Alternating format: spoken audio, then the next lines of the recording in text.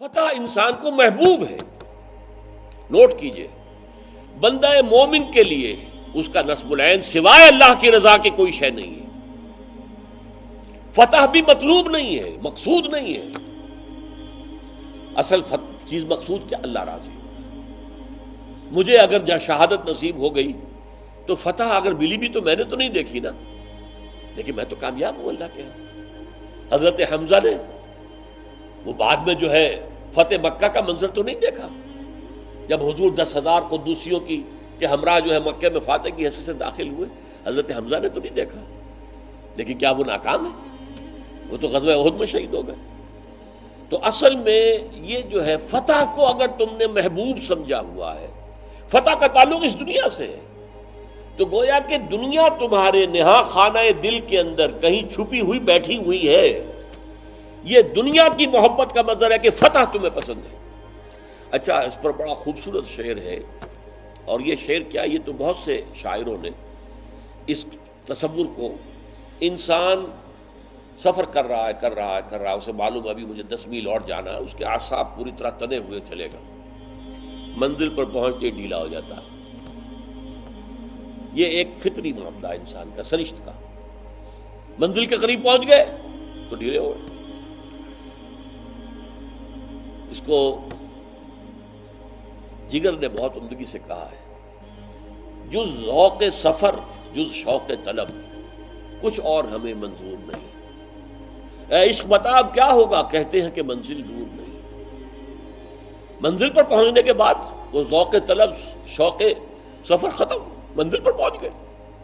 ہمیں تو وہ ذوق اور شوق مطلوب ہے، منزل مطلوب نہیں ہے. تو اسی طریقے سے سمجھیے کہ تم نے فتح کو اپنی منزل قرار دیا، فتح مل گئی تو ڈھیلے پڑ گئے، نظم تمہارا ڈھیلا ہو گیا.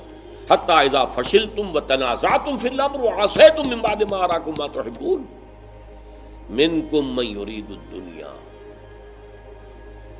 تم میں سے کچھ ایسے بھی ہیں جو دنیا کے طالب ہیں. دنیا سے مراد یہاں دنیا کی دولت نہیں ہے، یہ محمد رسول اللہ کے ساتھی ہیں. پھر میں یاد دلا رہا ہوں، پرجنگ ہو چکی تھی، چھلنی لگ چکی تھی، 300 منافق جا چکے تھے.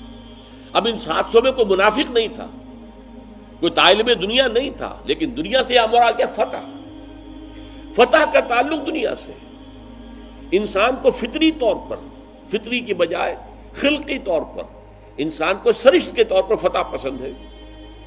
حالانکہ شکست و فتح نصیبوں سے ہے ولے امیر، مقابلہ تو دل ناتواں نے خوب کیا. اللہ کے ساتھ جس کا تعلق ہے وہ تو اپنی گردن کٹوا کر بھی جو ہے وہ فتح مند ہے، وہ شکست خوردہ نہیں ہے. لیکن اگر تمہارے ذہنوں میں وہ تصور بیٹھا رہا فتح کا، اور مطلوب دنیا میں فتح ہوئی، اسی طریقے سے دیکھیے میں کہا کرتا ہوں، ہماری چھوٹی سی تنظیم ہے، تنظیم اسلامی. ہم نے اس کا نصب العین کیا رکھا ہے؟ صرف اللہ کی رضا اور آخرت کی نجات. دین قائم کر دینا نصب العین نہیں ہے، اس کے لیے جد و جہد کرنا فرض ہے. جیسے نماز فرض ہے، اسی طرح اس کے لیے جد و جہد کرنا فرض ہے. لیکن نماز نصب العین نہیں ہے، نصب العین کے حصول کا ایک ذریعہ ہے، اللہ کی رضا کا، آخرت کی نجات کا ذریعہ ہے. فرائض جو ہیں وہ ذرائع ہیں نصب العین تک پہنچنے کے. تو فرض ہے اقامت دین. اب اگر کچھ لوگوں کے ذہن میں سوار ہو جائے کہ ہر صورت ہمیں دین کو غالب کرنا ہے، سیدھے راستے نہیں ہو رہا تو ٹیڑھے ہاتھوں انگلیاں اسے گھی نکالو. گھی جو ہے وہ سیدھی انگلیوں سے نہیں نکل رہا، ٹیڑھی انگلیوں سے نکالو. بائی ہک اور بائی کرک نہیں، غلط ہو جاؤ گے تمہاری محنتیں ختم ہو جائیں گی، ضائع ہو جائیں گی. Keep yourself on the street path. Keep yourself the example of Muhammad صلی اللہ علیہ وسلم. وَلَقَدْ كَانَ لَكُمْ فِي رَسُولِ اللَّهِ أُسْوَةٌ حَسَنَةٌ. ایک مکمل اور بہترین نمونہ محمد صلی اللہ علیہ وسلم کی زندگی میں ہے.